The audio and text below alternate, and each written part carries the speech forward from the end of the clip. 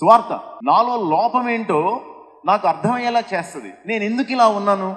నీలో పాపం, జన్మ పాపం, నువ్వు పాపివి, నీ స్వభావమే పాపం. నాకు పాపాన్ని గురించినటువంటి స్పృహని కలిగించేది సువార్త. చాలాసార్లు సువార్త చెప్పేటప్పుడు పాపం గురించి కొంచెం వాష్ అవుట్ చేయడానికి ట్రై చేస్తాం, డైల్యూట్ చేయడానికి ట్రై చేస్తాం, రంగులు వేయడానికి ట్రై చేస్తాం, వైట్ వాష్ చేయడానికి ట్రై చేస్తాం. మరి అలా ఉంటుంది కానీ అని ఏదో కొత్త కొత్త భాష వాడడానికి ట్రై చేస్తాం. కానీ బైబిల్ ఏమంటుందంటే, without mincing words, sin is sin.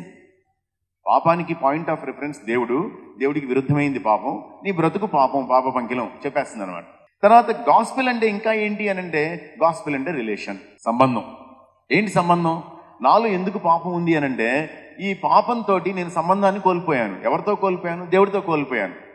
దేవుడితోటి సంబంధం రెస్టోర్ అవ్వాలి అని అంటే కనుక నేనేం చేయగలను? నేనేమీ చేయలేను. నేనేమీ చేయలేను అనే జ్ఞానం నాకు కలిగించేది కూడా సువార్తే. ఒరే, నువ్వేమీ చేయలేవు, నీ వల్ల కాదు, యు ఆర్ హెల్ప్లెస్.